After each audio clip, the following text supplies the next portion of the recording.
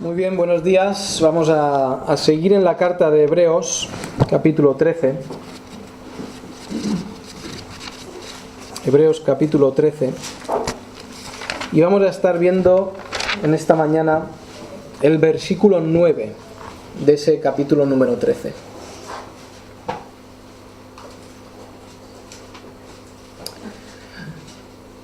El escritor de Hebreos, sea Pablo, sea Apolo, sea Priscila, no se sabe. Hay muchas conjeturas sobre el escritor del libro de Hebreos. Todos son conjeturas. Yo tengo mi opinión de quien lo escribió. Otros tienen su opinión, dependiendo de varias cosas. Al final, la importancia no es capital de quien escribió el libro de Hebreos. Lo que sabemos es que es palabra de Dios y cada una de estas palabras son para leerlas, estudiarlas, obedecerlas y vivirlas.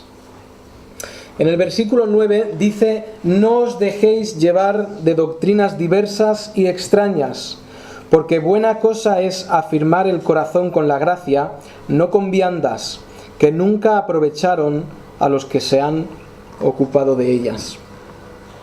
Empieza el versículo diciendo: no os dejéis llevar de doctrinas diversas. Ahora, hemos estudiado el libro de Hebreos, lo hemos estudiado en profundidad. Hemos visto que a lo largo del libro tenemos 7 advertencias en las cuales nos dicen: no os deslicéis, continuad en la fe, no os dejéis engañar, estad firmes. Nos va diciendo que nos mantengamos, y va a llegar a este versículo y va a decir: no os dejéis llevar. Está diciendo: no os dejéis mover. Y vamos a hablar esta mañana de la falsa doctrina. Lo podemos llamar herejías, falsa doctrina, falsa enseñanza, pero tiene mucha importancia lo que se enseña en la iglesia. Sabemos que la lengua, nos dice Santiago, que es un fuego que destruye. Tanto que cuenta la historia que una mujer que no podía controlar su lengua, una mujer chismosa, cotilla, que siempre estaba metiéndose en la vida de los demás, siempre estaba hablando de los demás, siempre tenía opiniones sobre los demás, siempre sabía lo que tenían que hacer los demás mejor que ellos mismos. Dándose cuenta de su situación, de que no podía controlar la lengua, fue a ver a San Agustín. Y San Agustín, uno de los padres de la teología. Y dice que llegó y le explicó la situación a San Agustín, y San Agustín le dijo: mira, vamos a hacer una cosa, déjame tiempo para pensar, y mientras vete al mercado. Vete al mercado y compra una gallina, y vas a venir desde el mercado hasta aquí. Quiero que me traigas la gallina, la compres y me la traigas, y mientras vienes del mercado hasta aquí, quiero que vayas quitándole las plumas a esa gallina.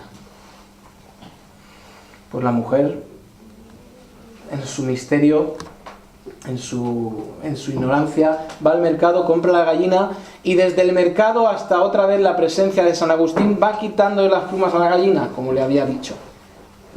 Y cuando llegó a San Agustín, la gallina estaba, imagino que viva todavía, no sé, pero sin una pluma.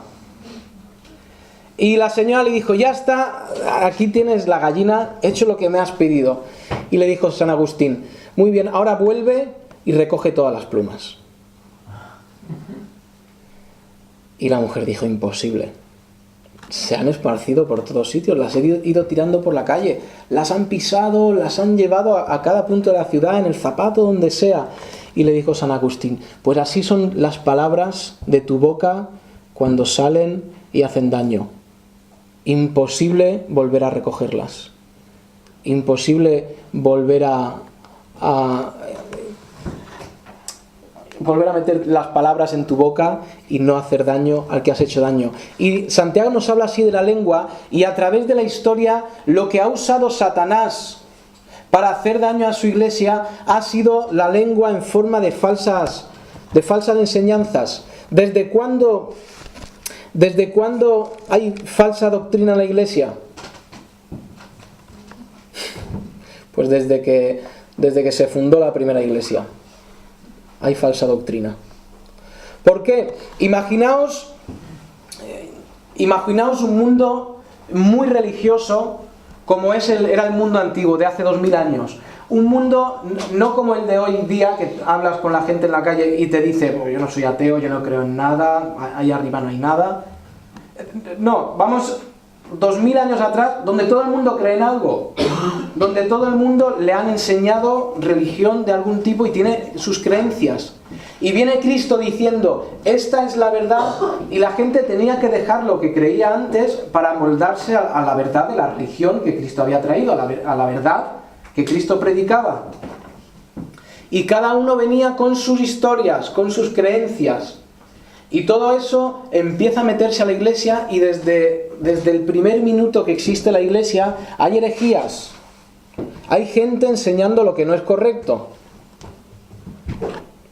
La palabra de Dios, Pablo, Pedro, Juan, escriben sobre las herejías que entrarían en la iglesia. Una iglesia que no guarda la buena doctrina está destinada a seguir doctrina de hombre. Está destinada a no ser la esposa de Cristo. Vamos a ver qué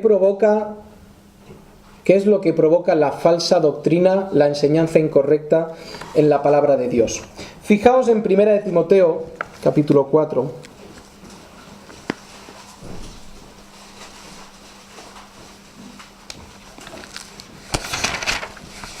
Y hoy vamos a mover mucho la Biblia. 1 de Timoteo, capítulo 4, versículos del 1 al 5.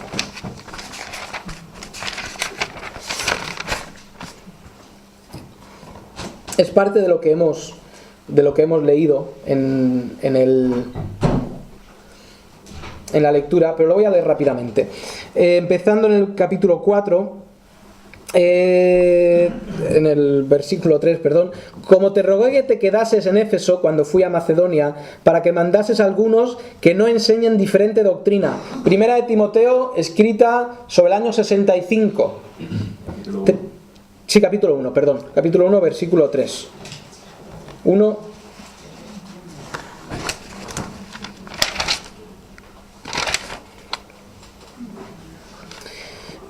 Dice: para que mandases a algunos que no enseñen diferente doctrina. ¿Desde cuándo está la doctrina en la iglesia? El año 65. ¿Cristo en qué año muere? En el 33.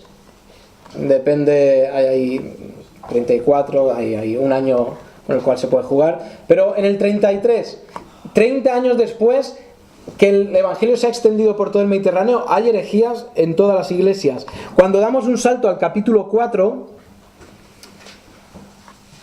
versículos del 1 al 5, dicen: pero el Espíritu dice claramente que en los postreros tiempos algunos apostatarán de la fe, escuchando espíritus engañadores y a doctrinas de demonios, por la hipocresía de mentirosos que, teniendo cauterizada, insensibilizada la conciencia, prohibirán casarse y mandarán abstenerse de alimentos que Dios creó, para que con acción de gracias participasen de ellos los creyentes y los que han conocido la verdad.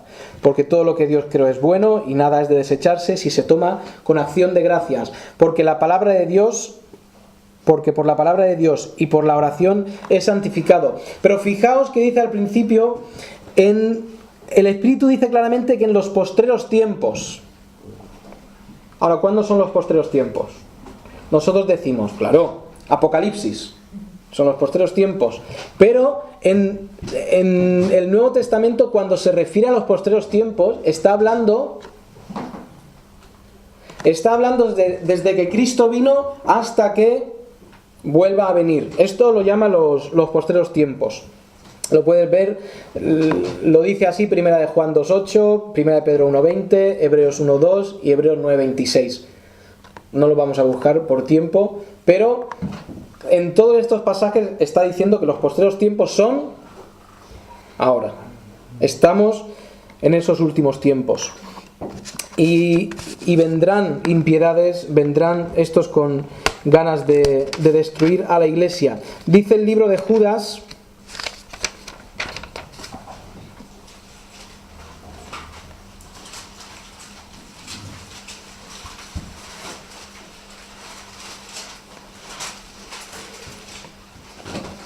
versículo 10, pero estos blasfeman de cuantas cosas no conocen, y en las que por naturaleza conocen se corrompen como animales irracionales. Hay de ellos porque han seguido el camino de Caín y se lanzaron por lucro en el error de Balaam y perecieron en la contradicción de Coré. Estos son manchas en vuestros ágapes, que comiendo impúdicamente con vosotros. Cuando se refiere a vuestros ágapes, se está refiriendo a las cenas que tenían la iglesia primitiva, tenía estas cenas, las cuales se llamaban ágapes. Estos son manchas en vuestros ágapes, que comiendo impúdicamente con vosotros se apacientan a sí mismos, nubes sin agua llevadas de acá para allá por los vientos, árboles otoñales sin fruto, 2 veces muertos y desarraigados, fieras ondas del mar que espuman su propia vergüenza, estrellas errantes para las cuales está reservada eternamente la oscuridad de las tinieblas. Está hablando de la gente que entra a corromper la doctrina de la iglesia, y cuando entra a corromper la doctrina de la iglesia, entra a destruir la misma iglesia. ¿Qué es lo que produce en la iglesia, qué es lo que produce en el cristiano la falsa doctrina? Vamos a volver a ir a segunda de Timoteo 2.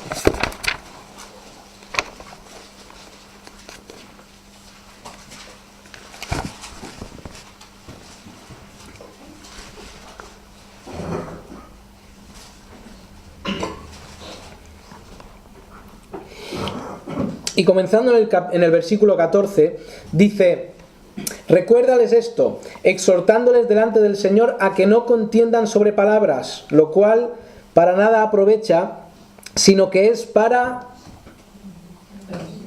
perdición. Lo que está diciendo aquí en el lenguaje es el lenguaje es más suave de lo que es en el griego original. Cuando dice exhortándoles, en el griego original es protestándoles. Ahora, ¿qué es protestar? Pero ¿y qué está diciendo? Te ruego, te exhorto con palabras fuertes, con palabras grandes, que no entres en vanas palabrerías. Le está hablando a Timoteo, un pastor joven. No pierdas el tiempo en eso. Dice, lo cual nada aprovecha, sino que es perdición de los oyentes. Las falsas doctrinas destruyen la iglesia, destruyen la enseñanza de Dios. Veremos, vamos a seguir viendo qué más produce la falsa doctrina. La falsa doctrina, vamos a seguir leyendo en 2 de Timoteo, versículo 15, procura con diligencia presentarte a Dios aprobado, como obrero que no tiene de qué avergonzarse, que usa bien la palabra de verdad. Mas evita profanas y vanas palabrerías. Otra vez viene a decir lo mismo. Evita todo aquello que no es la sana doctrina y que no hace más que la gente hablar de cosas que corrompen el evangelio. Aquí no está hablando cuando habla de evita profanas y vanas palabrerías, no se está refiriendo a un corro de gente hablando sobre el resultado del partido de tenis del otro día. No está hablando de eso. Está hablando de las conversaciones que corrompen la doctrina. Cuando se junta en una esquina una persona con otra y dicen, lo del bautismo no es verdad, o cualquier cosa así, ¿de acuerdo? Es lo que atenta contra la doctrina. Y dice el versículo 16 que las eviten, esas profanas y vanas palabrerías, porque conducirán más y más a la impiedad. Y la palabra impiedad es la palabra maldad. Ahora, ¿qué hace la doctrina? La doctrina te lleva al camino correcto, te muestra la humildad y el amor de Cristo. No te lleva a destrucción. Cristo dijo, escuchad mis palabras y seguidlas, seréis bienaventurados. Seréis como una casa puesta encima de una roca, que vienen contra ella un montón de elementos, viene agua, viene tierra, viene viento y no se mueve.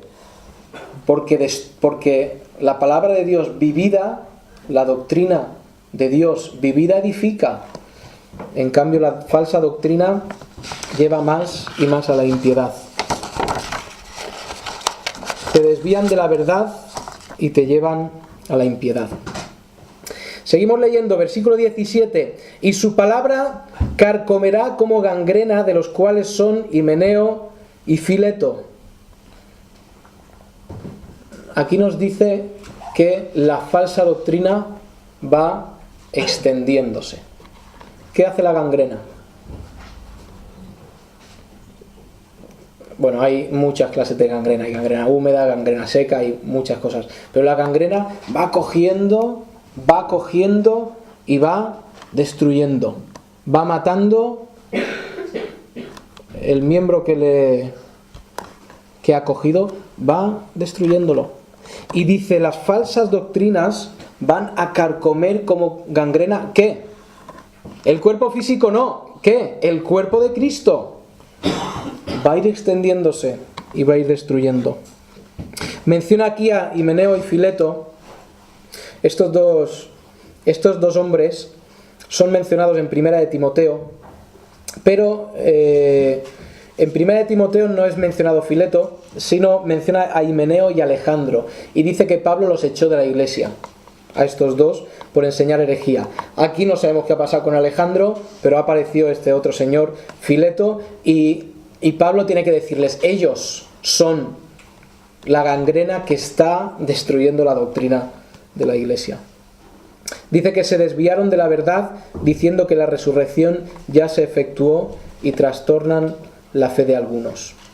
Pero el fundamento de Dios está firme, teniendo este sello: conoce el Señor a los que son suyos, y apártese de iniquidad todo aquel que invoca el nombre de Cristo. Aquí dice, hay dos sellos para el cristiano. Hay dos sellos para la fortaleza en la doctrina, y uno de esos sellos es que el Señor conoce a los suyos, y el segundo es que el hombre se aparte de la iniquidad. Esto es demasiado para entrar hoy. Otro día hablaremos de esto, de este texto, que es bastante interesante, este sello que Dios pone. Pero dice, en una casa grande, versículo 20, no solamente hay utensilios de oro y plata, sino también de madera y de barro, y unos son para usos honrosos y otros para usos viles. Así que si alguno se limpia de estas cosas, será instrumento para honra, santificado, útil al Señor y dispuesto para toda buena obra. ¿Por qué en medio de la acusación contra falsa doctrina, Pablo habla de que en la iglesia hay posiciones? Pues por la razón de que este Himeneo y este Fileto querían levantarse a posiciones de autoridad, posiciones que no eran las suyas, y enseñar la falsa doctrina. Y lo que está diciendo Pablo es, en la iglesia Dios ha dado posiciones a cada uno, y ninguno debe intentar llegar o levantarse por encima de lo que no es su posición. Dice el versículo 22, huye también de las pasiones juveniles y sigue la justicia, la fe, el amor y la paz con los que de corazón limpio invocan al Señor. Pero desecha las cuestiones necias e insensatas, sabiendo que engendran contiendas. Vuelve a decirnos qué es lo que provocan esa falsa doctrina, esa enseñanza errónea, y es contiendas. ¿Qué son contiendas? Peleas.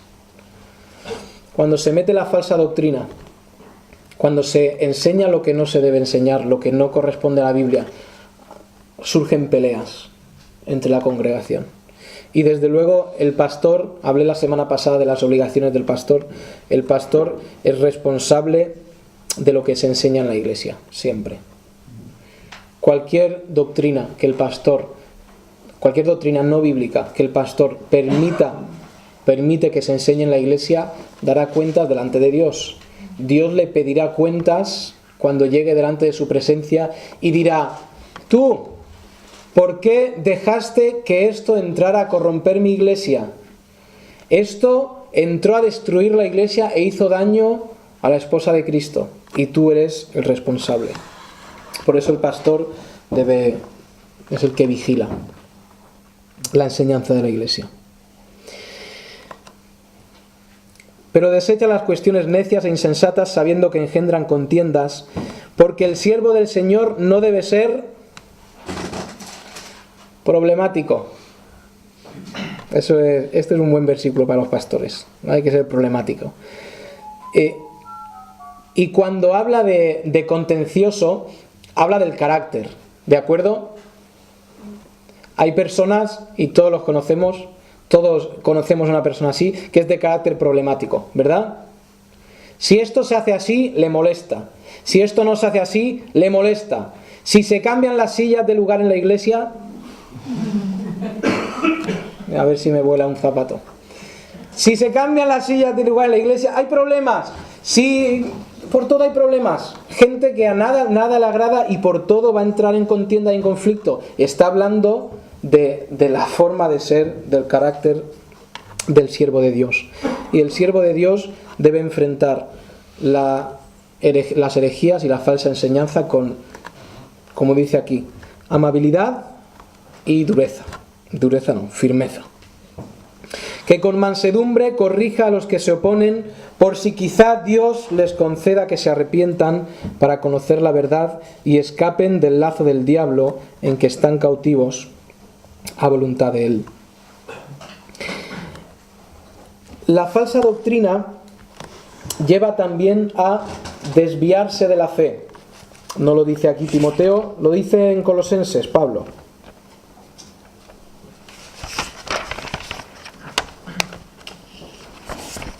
Colosenses 2:8.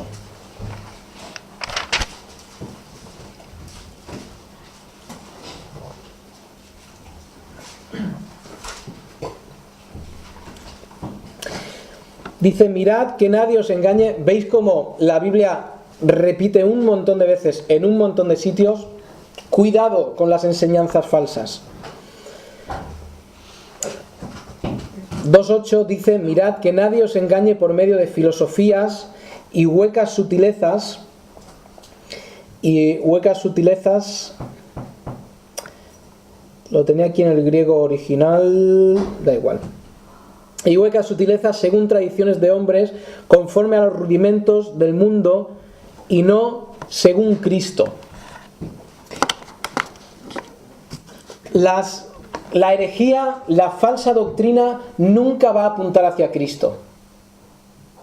La falsa doctrina y la herejía va a apuntar a dar gloria al hombre, a dar lucro, a dar dinero al hombre, a que el hombre que enseña la falsa doctrina se aproveche. La falsa doctrina no va a apuntar a Cristo. En 1 de Juan 4:16 dice, probad los espíritus. Y dice que el espíritu que confiesa que Cristo ha venido en carne, que Cristo es el Dios hecho carne, es espíritu correcto. Toda la doctrina de la Biblia enfoca ¿a quién? A Cristo. Estudiamos la soteriología, y evidentemente la soteriología habla de la salvación, es la doctrina que estudia la salvación. Claro, el centro de la salvación es Cristo. Pero la escatología, el estudio de los últimos tiempos no, el estudio de Apocalipsis, de las profecías futuras, ¿de qué está hablando? De cómo Cristo llegará a ser el rey del milenio y cómo llegará a reinar con Dios. La santidad trata de ser más como Cristo. El gobierno de la iglesia, el pastor, ¿en quién se fija para gobernar su iglesia? En Cristo. El pastor por excelencia de la iglesia es siempre Cristo, siempre Cristo. Todo tiene que apuntar a Cristo. La falsa doctrina te aleja de esa visión de Cristo.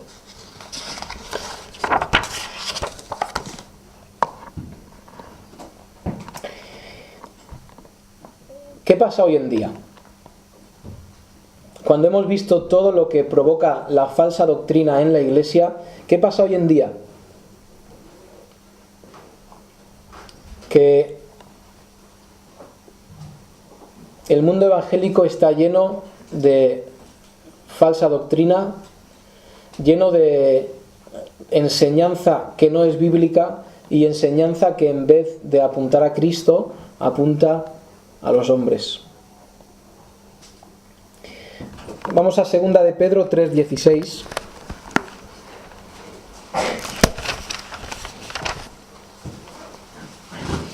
Y en el 2 de Pedro 3:16, lo que pasaba en los tiempos de Cristo es que, como he comentado, una sociedad muy religiosa en la que cada uno venía con sus conceptos religiosos y quería meterlos en la iglesia. Lo que él creía, lo que él pensaba que era lo correcto, lo quería meter en la enseñanza de Cristo, y eso es falsa enseñanza. Lo que pasa hoy no es que la sociedad esté intentando meter sus ideas en la iglesia. Es que hay, como dice en 2 de Pedro 3:16,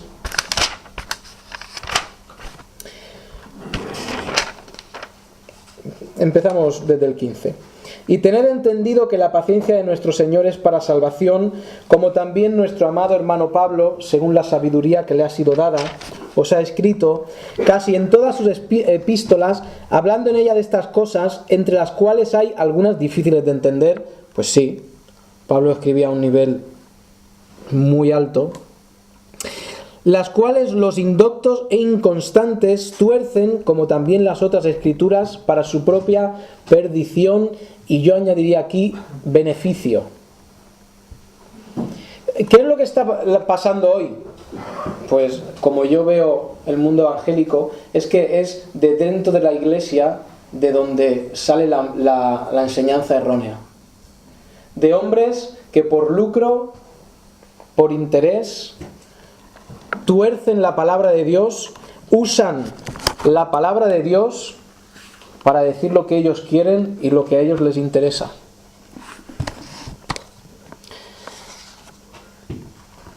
Cuando miramos, volvemos a Hebreos, ya veis que hoy estamos moviendo mucho la Biblia, cuando volvemos a Hebreos,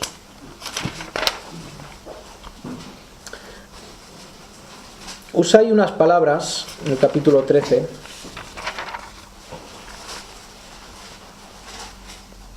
dice el versículo 9 del capítulo 13, que lo hemos leído: no os dejéis mover de doctrinas diversas y extrañas. La palabra diversa ahí es la palabra multicolor. No os dejéis llevar de doctrinas de todos los colores, todos los sabores, doctrinas que dicen cualquier cosa. Ahora, doctrinas que parecen atractivas. Cuando alguien tuerce las Escrituras en su beneficio, intenta hacer unas doctrinas atractivas, ¿verdad? El pecado, borrado, el pecado no es muy atractivo. El pecado habla de lo malo que somos y eso no interesa. Vamos a hablar de que todos somos buenos. Vamos a hablar de que sí, todos cometemos pecado, pero al final Dios nos perdona a todos. Tú vive como quieras y al final Dios ya te perdonará porque Dios te ama. Doctrinas como por ejemplo la prosperidad, un evangelio, una doctrina que enfoca solamente en ser prósperos terrenalmente, cuando nosotros no somos ciudadanos de este mundo, cuando nuestra prosperidad y nuestra recompensa la estamos esperando del cielo, en el cielo, y sí es verdad que Dios nos recompensa en esta vida. Pero nuestra esperanza está ahí, en la morada eterna, no en esto que sabemos que es temporal. Todas estas doctrinas falsas no solamente son atractivas, sino que son espectaculares. Mega iglesias con escenarios enormes, no está mal tener un escenario enorme, pero con espectáculos, con luces, con humos, y entremezclan el tema de la música para hacer un espectáculo a la que acuden miles de personas. Porque es un espectáculo. Sanaciones increíbles, que ahí ya podríamos discutir si son verdad o no. Testimonios increíbles, que no sabemos si son verdad. Miles de euros en luces, montajes, pastores guapos, con los dientes perfectos, con su sonrisa happy den, peinados perfectamente, vestidos con los mejores trajes, gente que está para atraer el gusto de los que están ahí. Pastores dedicados a firmar autógrafos, porque se han convertido en las estrellas de la iglesia. La figura de Cristo ha desaparecido ya y han llegado a ser ellos. Y su figura, sus nombres atraen miles de personas. Hombres que se regodean en su gloria, no en la gloria de Cristo. Se regodean de lo que ellos han hecho, de lo que ellos han conseguido. Hace un par de semanas, uno de estos megapastores, por llamarlo así, él hizo un comentario diciendo, hombre, yo de la Biblia no entiendo mucho. No sé qué le estaban preguntando, pero el hombre dijo, no sé, yo de la Biblia no entiendo mucho. Un pastor. Ahora, de música y de espectáculos sí, entendía. El hombre que tiene que llevarles a Cristo, que tiene que llevarles a la semejanza a Cristo, les está llevando a buscar nada más que el interés del mundo. Pastores con muchos títulos. Abren su cartera y rulan 40 títulos. Apóstol de apóstoles, profeta entre profetas y otros miles de títulos que les ha concedido ¿quién? El hombre. Sin ningún valor espiritual y sin ningún reconocimiento delante de Dios. Y hoy en día en el mundo evangélico, tristemente, hay un interés desaforado por tener un título. Ahora, si ves cualquier anuncio de reunión en iglesia evangélica, siempre tiene que ir un apóstol o un profeta, ¿verdad? Y yo creo que todos lo hemos visto. Y si no hay un apóstol o un profeta, ya no es una reunión de nivel. Gente interesada en sus títulos, en lo que ellos son. Y cuando... ¿Recordáis que en la escuela dominical hace un mes, 2 meses aproximadamente, hablé que cuando un hombre se acerca a un edificio, lo que ve es, cuanto más se acerca, ve lo grande que es el edificio. Cuanto más cerca está, más perspectiva tiene de la grandeza de ese edificio. Y dije que el hombre, cuanto más cerca está de Dios, más le teme porque ve cómo es Dios. Pero ahora, eso funciona en sentido bidireccional. Cuando alguien ve la grandeza de Dios, cuando alguien está espiritualmente muy cerca de Dios, le teme de verdad porque ve lo enorme que es Dios, a la misma vez está viendo lo pequeñito que es Él. Estos grandes hombres de Dios que se llenan de ellos, están simplemente llenos de ellos, no llenos de Dios. Porque cuanto más sabio eres, cuanto más cerca estás de Dios, cuanto más espiritual eres más humilde. Porque te das cuenta de lo necesitado que estás de Dios. ¿Recordáis que dije también, hablando una de estas semanas, hablé de que en 1 Corintios 4, el versículo 1, lo vamos a mirar también.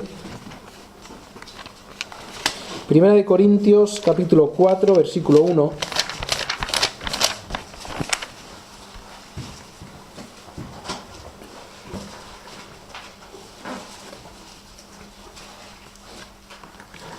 Y este es Pablo hablando. Él y entendedme cuando digo esto, el gran Pablo, probablemente el hombre que más trabajó en su vida por Dios, que más sacrificó, el que nos dio Dios a través de su pluma, nos dio la palabra de Dios, el gran apóstol, el gran hombre, se refiere así en Primera de Corintios, y Primera de Corintios es una carta tan interesante que Pablo usa los 4 primeros capítulos para hablar de lo pequeño que es el siervo de Dios, es el siervo de Cristo. Pero en el capítulo 4 llega a su clímax hablando de lo pequeño que es el siervo de Cristo y dice: así pues, téngannos los hombres por servidores de Cristo y administradores de los misterios de Dios. Y cuando habla de la palabra, cuando se refiere a la palabra servidores ahí, en el griego se refiere a un esclavo, pero la palabra original es remero. Como un remero. La palabra original, Pablo está diciendo: yo soy, téngannos los hombres por remeros de Cristo. ¿Por qué diría eso? Dice eso en una cultura que conoce perfectamente... Oye, esto funciona. Se ha apagado ya. ¿Se ha apagado? Es que soy muy lento. Tengo que hablar más rápido. 15 segundos antes de que se Muy bien, pues ahí va arrancándose. Pablo dice esto y usa una palabra que los que vivían en aquel entonces conocían perfectamente. Se refiere a él como un remero de una nave de remos, de una galera.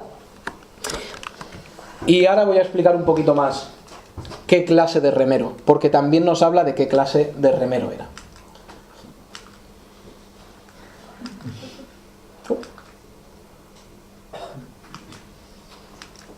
Vamos, con un poquito de paciencia.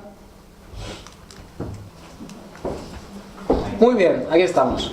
Muy bien, esto es una galera de los tiempos en los que estaba Pablo, ¿de acuerdo? No sé si se apreciará desde atrás, pero veis, esto es el barco visto desde atrás y veis que tiene 3 filas de remos. ¿Lo podéis ver? Esas 3 rayitas. Esto es una fila de remos, encima otra fila de remos y encima otra fila de remos. Y el que le puso el nombre lo llamó trireme. Se entiende, ¿no? Trireme, 3 remos. Muy bien. Pues Pablo, cuando dice que él es remero de Cristo, está hablando de lo siguiente. ¿Veis la primera fila de remos? Segunda fila de remos. ¿Y veis aquí a un señor encerrado? Este es el tercer remero.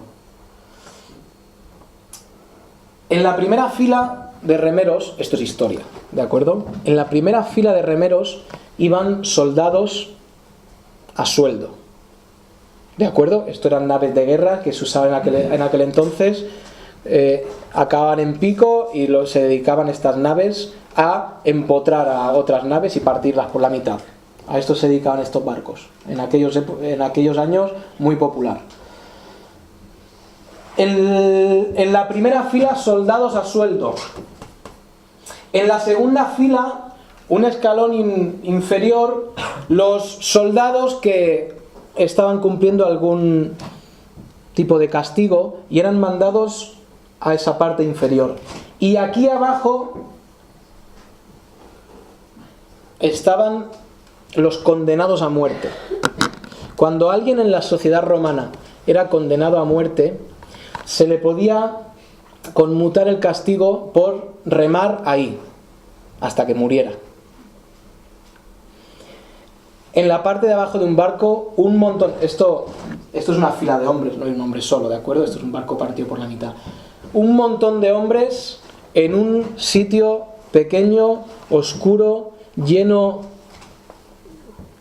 de orina, lleno de heces, encadenados, remando por su vida. ¿Por qué remando por su vida?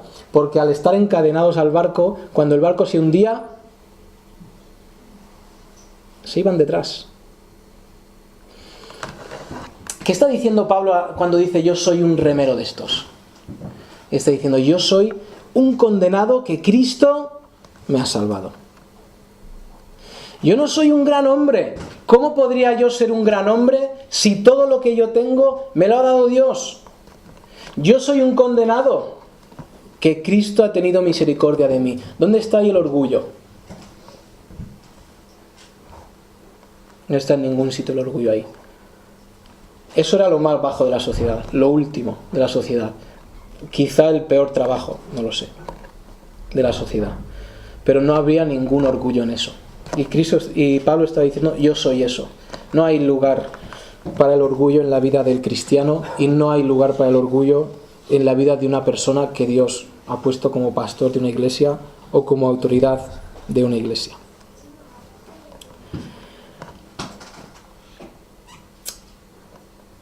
Ahora, el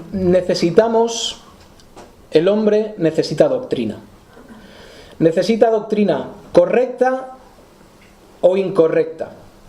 Y entendedme lo que voy a decir. Si aquí está un poquito más claro.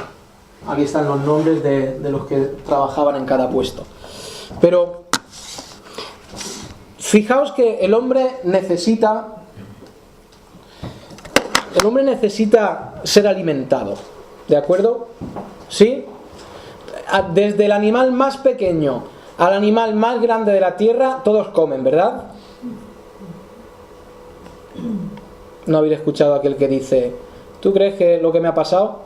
Después de estar una semana enseñando a mi perro a no comer, va y se muere.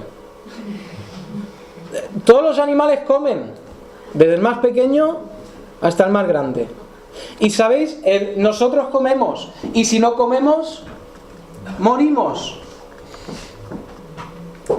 Nosotros seguimos o somos alimentados espiritualmente. Podemos ser alimentados espiritualmente por Dios o podemos ser alimentados espiritualmente por el mundo. Así es. En Juan 15,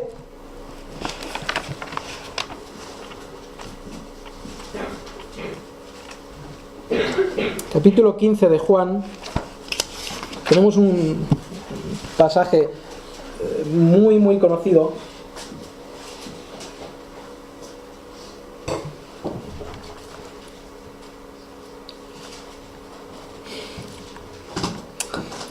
Y Cristo está hablando y dice, yo soy la vid verdadera y mi Padre es el labrador. Cuando Cristo habla de los yo soy, David hizo una serie de los yo soy muy interesante.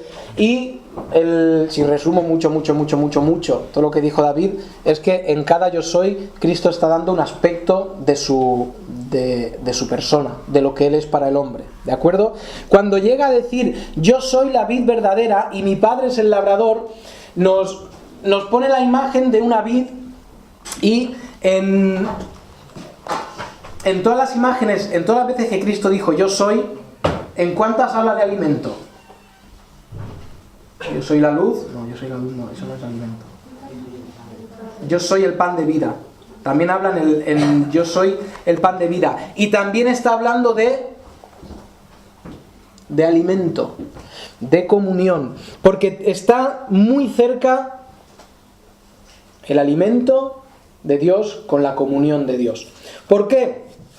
Habéis escuchado, eres lo que comes.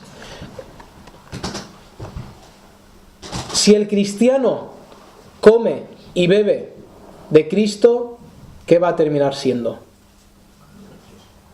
Cristo. Si el cristiano come y bebe de sus libros, pues va a terminar siendo lo que está viendo en esos libros. Si come y bebe de las películas de Hollywood, pues va a terminar siendo como son las películas de Hollywood. Si come y bebe del mundo del deporte, y así en cada cosa. Por eso, espiritualmente, nosotros somos alimentados. O somos alimentados por Cristo, o somos alimentados por la palabra de Dios, lo que nos lleva necesariamente a asemejarnos a Cristo, o somos alimentados por cualquier cosa. Y cuando digo cualquier cosa, la peluquería, la estética, el deporte, el gimnasio, me da igual, cualquier cosa. Si no eres alimentado por Cristo y su palabra, no vas a ser como Cristo. Dios dice ahí en Cristo hablando, dice: yo soy la vid verdadera, de donde vosotros recibís el alimento, y mi Padre es el que me ha puesto.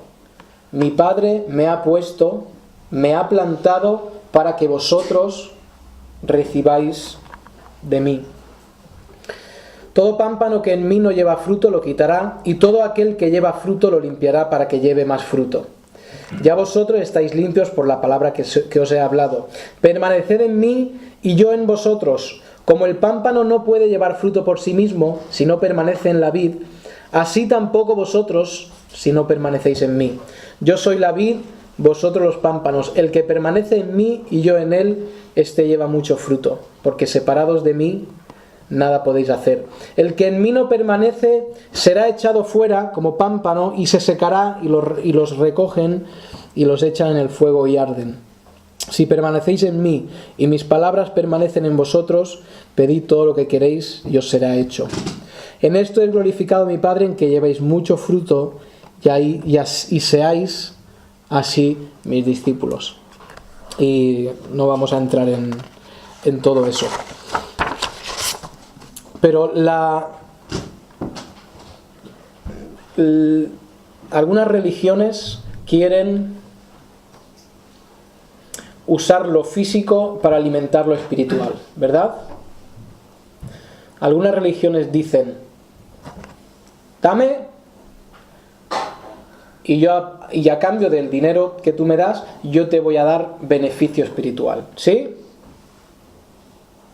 El purgatorio no funciona así. El purgatorio es una transacción de algo físico por algo espiritual. Y sabéis, no funciona así. Tú no puedes ganar beneficios espirituales con nada que tú tengas. ¿Recordáis? Pedro impone las manos y reciben el Espíritu Santo, creo que en Samaria, y llega uno que es Simón, y Simón llega y dice: ¿pero cómo? ¿Dándole Espíritu? Espera que me saco la cartera. Pedro, ¿cuánto quieres para que yo pueda hacer eso? Y Pedro le dice: tú estás muy equivocado. No se puede comprar lo espiritual con lo físico. Da igual el dinero que tengas, da igual lo que puedas ofrecer. Y da igual, por eso es que las obras no funcionan en la vida cristiana, para alcanzar justicia. Porque no hay nada en tu mano que tú puedas hacer físicamente para obtener un beneficio espiritual. No funciona así. Lo físico va con lo físico, lo espiritual va con lo espiritual. Sabéis que tenemos, y no voy a hablar mucho de esto, pero sabéis que tenemos un lado espiritual y un lado carnal. Y se ha predicado mucho, lo habéis escuchado muchas veces, de alimentar el lado espiritual. Leer buenos libros. Estar con buenas compañías. Y toda esta serie de cosas. Último punto. Estábamos con unas hermanas esta semana de aquí de la iglesia. Las hermanas de la iglesia, estábamos con ellas comiendo esta semana. Y se refirieron a mi hija que está por ahí y dijeron: ¿qué bien come? Sí, come. Ya lo notamos en la economía familiar, lo bien que come. Y dice: mis hijos no comían bien. Mis hijos no comían mal, eran muy malos comiendo. Y yo me quedé con eso en la cabeza.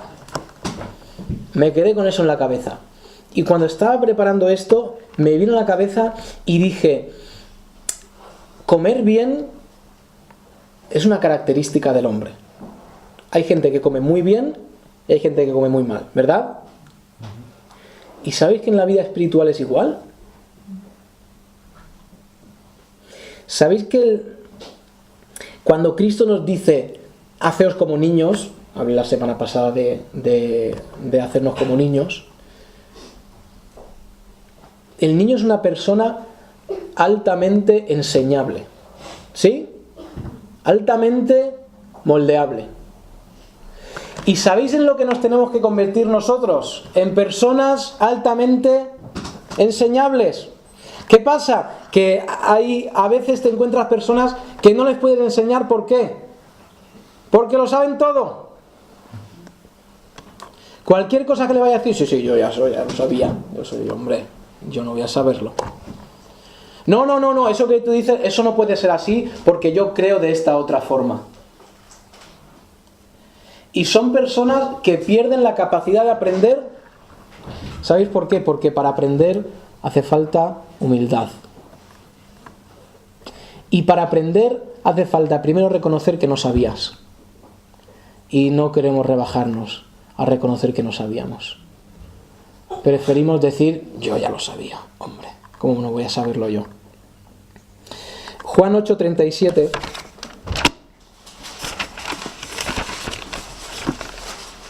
Lo hemos leído esta mañana en la escuela dominical.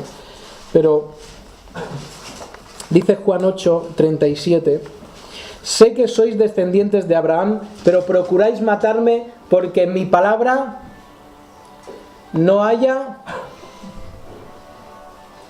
¿Estáis en Juan 8:37? Sé que sois descendientes de Abraham, pero procuráis matarme porque en mi palabra no haya hueco. ¿Qué es cabida? Cabida es que no haya hueco. O sea, mi palabra viene, vosotros tenéis un hueco así y mi palabra viene así, no entra. Y como no os entra en la cabeza, no lo creo. Si yo no puedo creer esto, no es verdad. Si no encaja con lo que yo creo que tiene que ser, no es verdad. Estaban diciendo eso los fariseos. A mí me han enseñado. ¿Tú vienes ahora a decirme otra cosa? No me entra en la cabeza, no es verdad. Y se pierde la capacidad de aprender.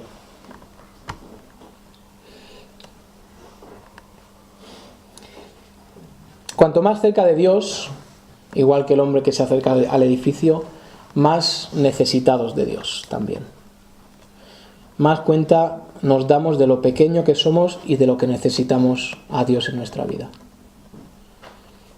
Y eso nos obliga, cuanto más cerca estamos de Él, más oramos, más leemos, porque más dependencia tenemos de Él.